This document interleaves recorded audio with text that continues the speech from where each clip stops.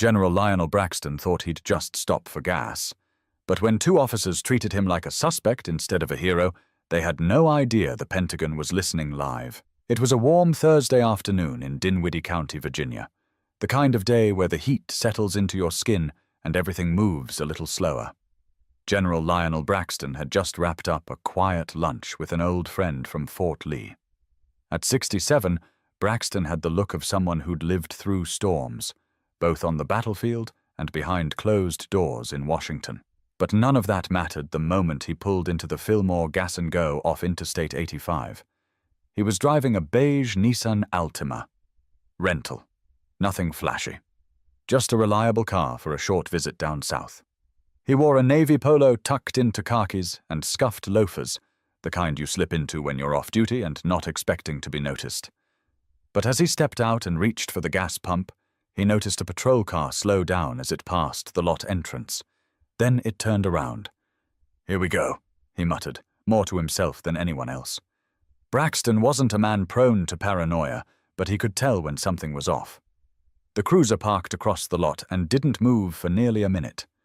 Two white officers inside, both watching him. No gas, no coffee, just eyes.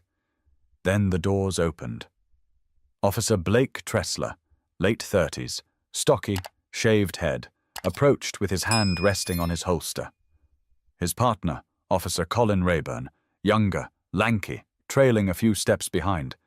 Their pace wasn't rushed, but it wasn't casual either. "Sir," Tressler began, "can you step away from the vehicle for a moment?" Braxton stayed calm. "Is something wrong?" "We got a call about a suspicious vehicle. You match the description." Braxton raised an eyebrow. "A beige Altima. At a gas station." Rayburn shifted nervously. "It's more about the individual, sir. You match the report." Braxton didn't flinch. "I'm a retired 4-star general in the U.S. Army. My name is Lionel Braxton. I've just come from Fort Lee. I can show you my ID." He reached slowly into his back pocket and pulled out his wallet. A crisp official military ID and a retired officer's license fell open. Tressler glanced at it, but didn't take it. "I'll need you to step to the side of the vehicle," he said again, this time firmer. Braxton sighed, not out of fear, but frustration. "You have my ID. You can call this in. It'll take 30 seconds. Rayburn gave a quick glance to Tressler, waiting for the go-ahead. But Tressler already made up his mind. "We're not doing this here, sir. Step away from the vehicle now." At this point, Braxton's phone buzzed in his hand. A scheduled call with a liaison at the Pentagon was coming through. He answered it, turned the speaker on, and kept his hands visible. "Braxton here. Stand by," he said, his voice calm but strained. Tressler's patience snapped. "That's it. Hands on the car. Now!" Braxton didn't move. "You're making a mistake." Rayburn reached for his cuffs. "Sir, we're not going to ask again." And just like that, it happened. Two officers, guns holstered but hands aggressive, shoved a retired general against the warm metal of a rental car. Knees scraped, shoulder twisted, cuffs clinked shut. The phone slipped from Braxton's hand onto the pavement. Still on the call. General Braxton?" The voice on the line repeated. Faint but audible. Tressler didn't notice. Rayburn did, but ignored it. "You're being detained," Tressler said. "You'll answer questions downtown." "For what? Being black at pump number 4? Braxton said, his voice even, but bitter. Tressler didn't respond. He looked annoyed. Rayburn looked uncertain. They pulled him toward the cruiser, but the voice still coming from the phone was already moving, fast, urgent, and headed straight into a situation bigger than either officer could imagine. In Washington, D.C., 30 miles from the gas station, Lieutenant Commander Sheila Franks was sitting at her desk in the E-ring of the Pentagon when her voice echoed through Lionel Braxton's fallen phone. "General Braxton, can you hear me?" "Sir?" She leaned forward, straining to make out the muffled sounds on the line. Her eyes narrowed as she heard scuffling. A man's voice yelling commands, and then Braxton's voice, calm but sharp, cutting through the chaos. Something was wrong. Dead wrong. She didn't hang up. She hit a button on her secure desk phone and patched in her supervisor. I think General Braxton's in some kind of trouble. I'm still on the call. On the other end of the line, Colonel Derek Paley sat up straighter. Location? Phone says Petersburg, Virginia, near Route 460. Paley didn't wait. Get me military liaison services and a patch to the Virginia State Police, now! Back at the gas station, Officer Tressler was writing something down on a clipboard. Rayburn kept shifting his weight, glancing at Braxton in the back seat, like he was beginning to realize this wasn't going to end the way he thought. Braxton hadn't said a word since being put into the cruiser. Not a plea, not a protest. He just sat there, hands cuffed behind his back, staring straight ahead. The tension was building, but nobody knew how close the fuse was to blowing. Down the street, a young woman named Jada Pennington watched from her car parked beside the convenience store. She had started filming when she saw the officers manhandle Braxton, and by now the video had hit Twitter. The caption read, "Two cops arresting an old black man who literally said he was a general?" The video was already getting traction. Commenters were tagging news outlets, civil rights lawyers, and anyone who might care. At the county dispatch center, a dispatcher named Troy McMillan picked up a strange call. "This is Colonel Paley from the Pentagon. I need to confirm whether two of your officers are detaining General Lionel Braxton at a gas station off 85. Troy blinked, paused, and glanced at the call log. We did have a suspicious vehicle stop reported a few minutes ago. Beige Altima, right?" "Yes," Paley said. "Get me your supervisor, now." Within 10 minutes, Dinwiddie County's Sheriff Alan Gerber was on the phone being told, in very clear terms, that he had 2 deputies detaining a decorated general whose credentials were already known at the federal level. Gerber's tone shifted immediately. "We'll handle it." But back in the cruiser, time was crawling. Braxton knew better than to speak too soon. His silence wasn't weakness. It was control. It was knowing that a man's words can be used against him, especially when the people holding the cuffs think they're in charge. Officer Rayburn finally opened the door. He avoided Braxton's eyes. Sir, I need to ask, that ID you showed, was that real?" Braxton slowly turned his head, finally looking Rayburn in the eye. "You want to ask me that now?" Rayburn looked like he might be sick. He closed the door again, stepped away, and whispered to Tressler. Their exchange was heated. Tressler kept shaking his head. Rayburn pointed toward the car. That's when a black SUV pulled into the lot at a fast clip. 2 men in suits stepped out, both from military liaison services. One flashed a badge. "Who's in charge here?" Tressler straightened up. "I am." "Officer Tressler." The taller man spoke first. "You have a federal problem. That man in your car is General Lionel Braxton. Your body cams better be running." Tressler stuttered. We were just following up on a call." Braxton was let out of the car without apology. His wrists were red, his expression unreadable. The man in the suit leaned close to Tressler. "You have any idea how bad you just messed up?" Braxton looked at Rayburn, then at Tressler. "I gave you my name," he said simply. Rayburn opened his mouth, but nothing came out. But it wasn't just the officers who were scrambling. Word of the incident was already making its way up political channels, and the Pentagon wasn't the only institution watching anymore. By the time General Braxton was released from the cruiser, his wrists were already bruising. He didn't ask for an apology. He didn't threaten a lawsuit. He just picked up his phone, glanced at the cracked screen, and saw 23 missed calls. Most from numbers only a man in his position would recognize. Some local, some federal. One directly from a 3-star general at the Pentagon. Back inside the black SUV, Braxton didn't say much to the agents who had come to extract him. He simply asked to speak with Lieutenant Commander Sheila Franks. The phone was handed to him without delay. "Sheila?" "Sir, I've already briefed Colonel Paley. State Police and Internal Affairs have been notified."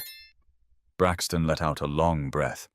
Not relief, more like restraint. "Make sure they know I cooperated. Every step. I didn't raise my voice. I didn't resist. This wasn't just a mistake." Franks hesitated. "Understood." The SUV pulled away from the gas station, leaving Tressler and Rayburn under a storm that hadn't even begun yet. Rayburn leaned against the cruiser, hands on his hips. Tressler just stared at the exit ramp, jaw tight. Within the hour, Virginia's governor had been briefed. The Secretary of Defense was looped in. By the time Braxton returned to his hotel in Petersburg, his name was already trending nationwide. Not for a new speech, not for his work with veterans, but because a black retired general was handcuffed like a nobody, just miles from a military base he once commanded. The Pentagon's legal team called for all body cam footage, dispatch transcripts, and incident reports. No stone left untouched. And then came the question that made everyone shift in their seats. Why wasn't the ID verified on the spot? Back at the Dinwiddie County Sheriff's Office, Sheriff Gerber stood before a room of tense faces. Reporters had already begun circling. An officer from dispatch handed him the Pentagon's official inquiry letter. The heading alone was enough to break a sweat. The press conference was short and uncomfortable. Gerber tried to call it a procedural failure, but nobody was buying it. Especially not Braxton, who watched the whole thing from his hotel room with the TV on mute. He didn't need the sound. He knew how it played. That night, Colonel Paley met with the Chief of Staff and other high-ranking officials. "We need to be careful how we handle this," someone in the room said. "He's a symbol, whether we like it or not." "He's a man," Paley replied. "One who served this country more than half the people in this building. What's he want?" Another voice asked. Paley paused. He hasn't said yet, but General Braxton knew exactly what he wanted. He didn't want heads to roll. Not yet. What he wanted was acknowledgement, not just of who he was, but of how quickly that was erased the moment two officers decided he didn't belong at a gas pump. The next morning, a formal investigation was announced. It wasn't just internal, it was federal. Independent oversight, military liaisons, civilian board members. Everyone wanted transparency, or at least the appearance of it. In Alexandria, Congressman Louis Berryman, a former Marine turned politician, gave a fiery statement on the House floor. "If this can happen to General Lionel Braxton, it can happen to anyone. And don't tell me this was just a miscommunication. This was a failure of judgment, tinted by the worst kind of bias." Braxton, once silent, was slowly becoming a national symbol again. This time, not for his battlefield strategy, but for how a country fails even its own when the uniform is no longer visible. But while the Pentagon's machinery moved with precision, the real storm was forming in the court of public opinion, where reputations don't just fall, they collapse. 2 days after the incident, Officer Colin Rayburn couldn't sleep. He sat on the edge of his bed in his small apartment in Colonial Heights, shirtless, staring at the carpet, phone screen glowing beside him. Every headline had his name in it. Every comment section was a fresh wound. His girlfriend had stopped answering his texts. His mother told him not to come over for dinner until things had settled down. He knew it wouldn't.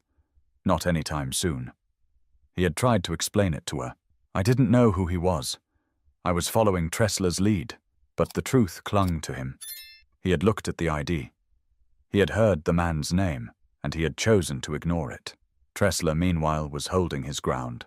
In the locker room at the Dinwiddie County Sheriff's Office, he slammed his locker shut and muttered to the guys on the shift change, "All this over one old man who wouldn't comply." The room went quiet. Deputy Lionel Soto, a soft-spoken vet with 15 years on the force, didn't say anything to Tressler, but he did text the captain later that night. "You might want to look at Tressler's body cam before the media does." The footage from the incident told a very different story than the official report. Tressler's language had been aggressive from the start. Braxton's ID had been clearly visible. He hadn't resisted. He hadn't even moved quickly. And yet the narrative in the report had been skewed. Phrases like "failure to comply" and "possible resistance" painted a picture that didn't hold up. By Monday morning, both officers were placed on administrative leave. Rayburn sat through his internal interview and barely made it through without breaking down. He admitted he didn't trust his partner's judgment, but didn't feel he could challenge him in the moment. The sheriff's tone had changed drastically from a few days ago. Now he was nervous. Now he used words like disappointed and deeply concerned. He issued a public apology, but it was too little, too late. Outside the sheriff's office, protesters began to gather. Some were locals, veterans, students. Others had driven hours. Their signs were blunt. Respect isn't optional.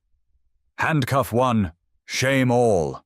If a general can get cuffed, who's next? General Braxton still hadn't made a formal public statement. He had offers from every news outlet imaginable. CNN, MSNBC, even Fox. He declined all of them, not out of fear, out of principle. He wasn't ready to speak until it meant something. Instead, he made a quiet visit to the local VA hospital. No cameras, no announcement, just a walk through the halls to check on wounded veterans, a reminder to himself that service isn't always loud. Meanwhile, the Dinwiddie Board of Supervisors held an emergency session. The sheriff was grilled for 2 hours.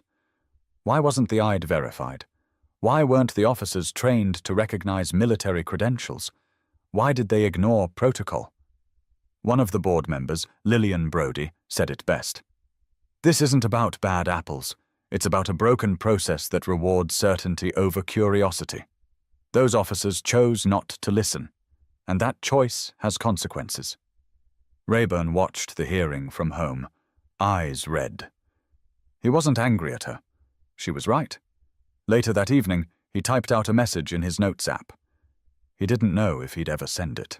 To General Braxton, I was wrong. I let someone else's certainty override my instinct. You didn't deserve that. I hope one day I can look you in the eye and say that in person.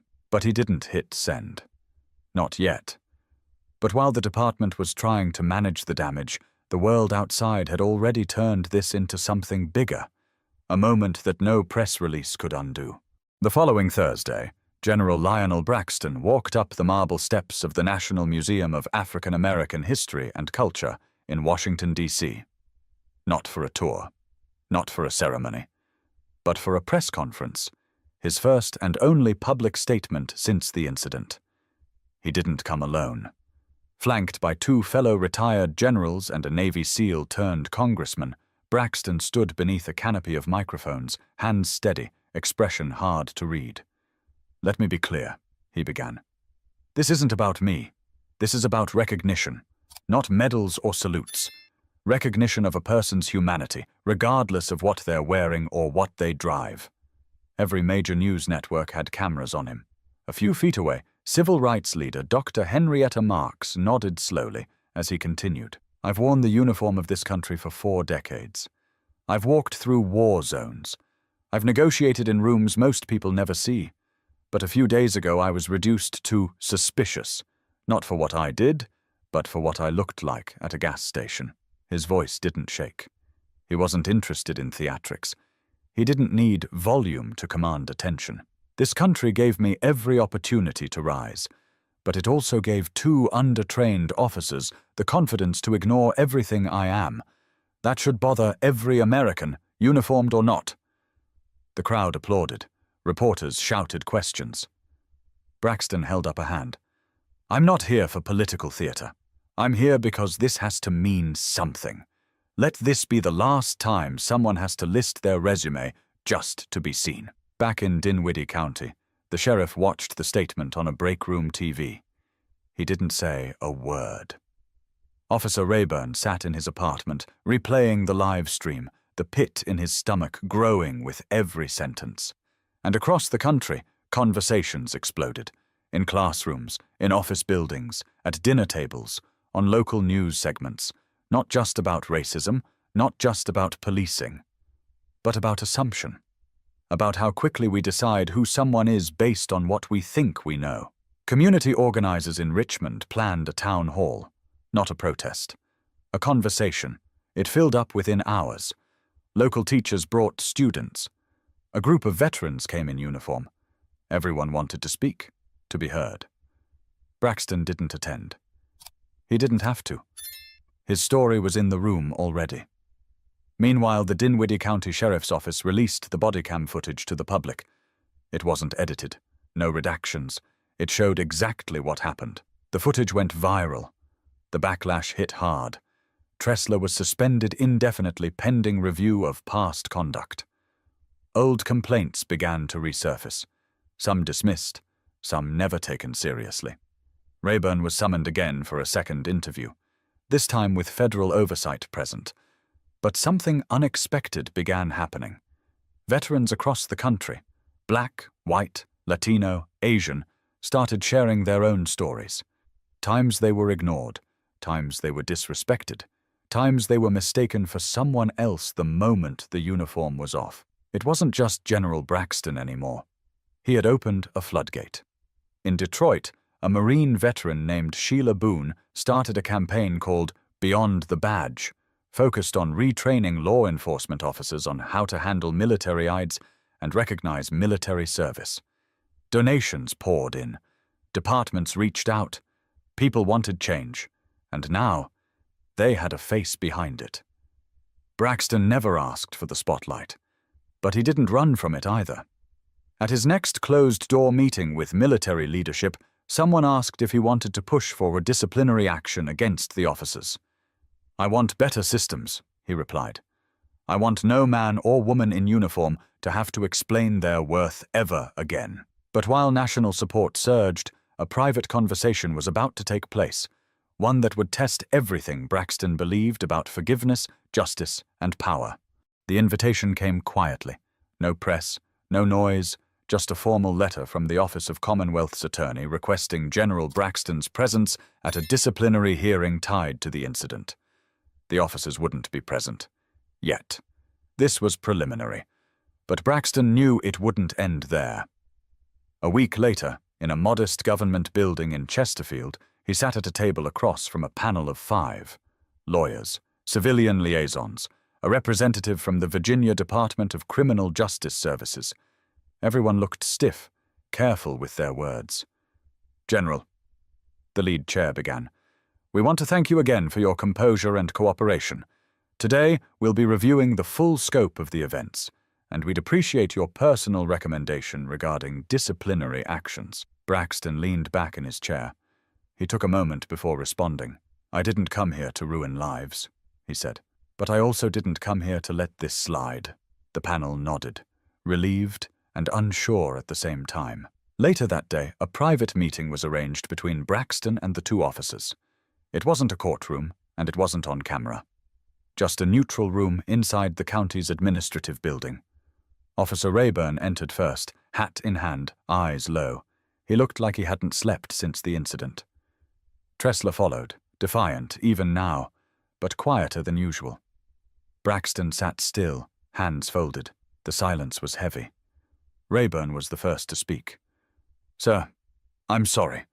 I was wrong. I knew better. I didn't stop it. I didn't stand up when I should have." Braxton didn't answer right away. He studied the younger man for a long moment. "You ever serve?" he asked. Rayburn shook his head. "No, sir."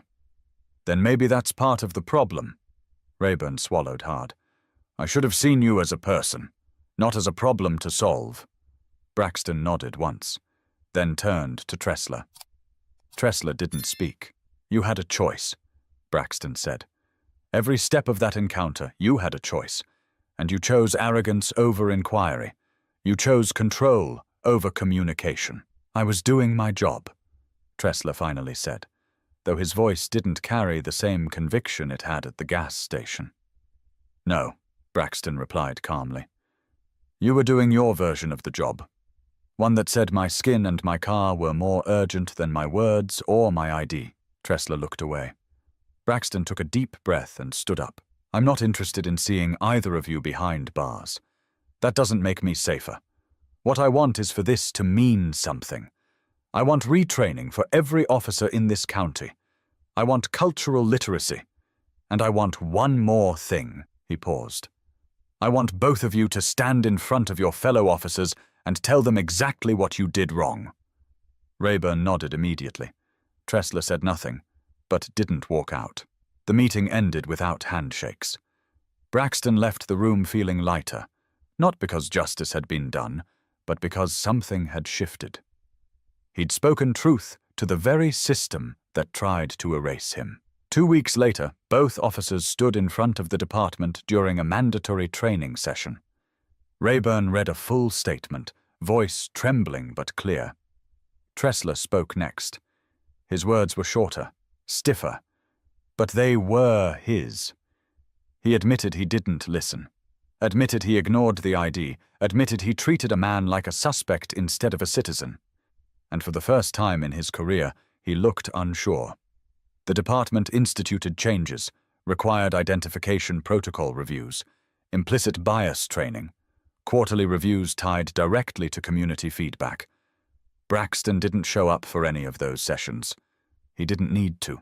His presence had already changed the room, even when he wasn't in it. But before this story could end, there was one more thing he needed to say.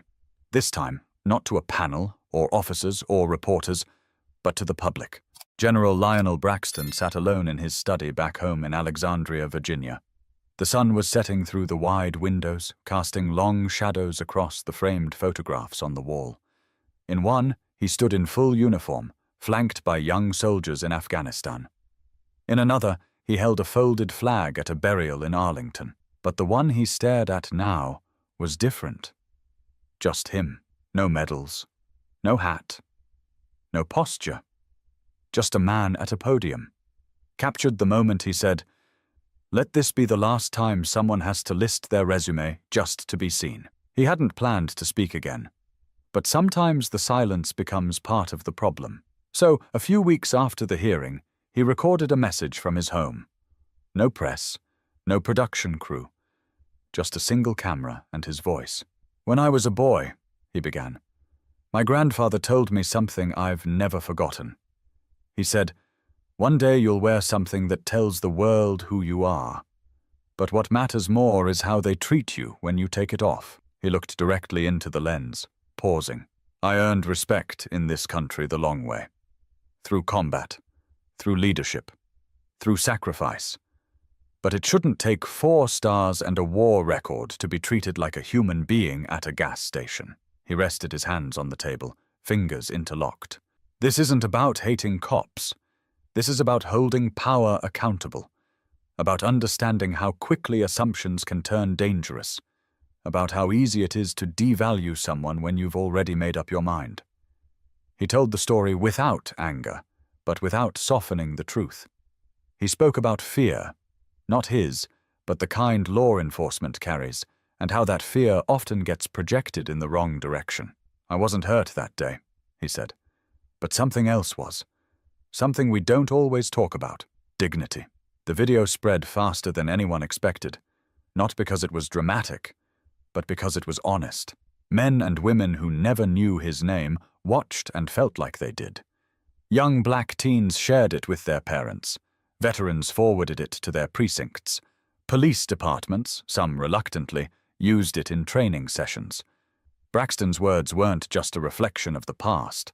They were a challenge to the present. In the weeks that followed, several counties across Virginia and beyond instituted new checks in their police training programs. Not all were permanent. Not all were perfect. But things moved. Conversations that used to fizzle out stuck around longer. More people started to ask the right questions.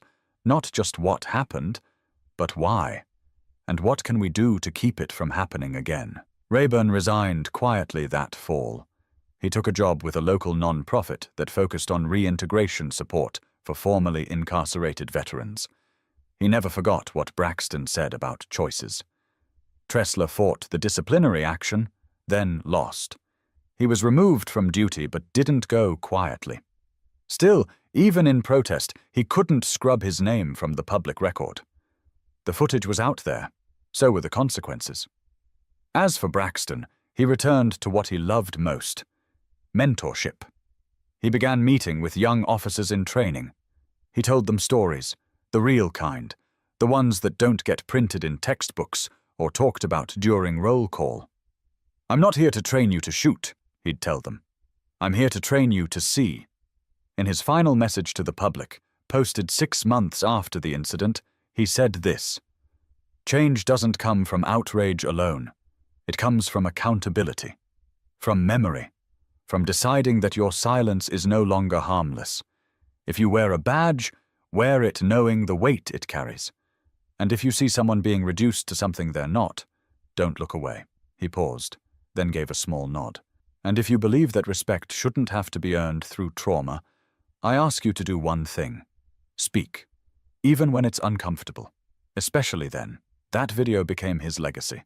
Not the medals, not the rank, just a man asking his country to look in the mirror. If you've stayed with this story, ask yourself, what would you have done in Officer Rayburn's place? What would you have seen in General Braxton's face?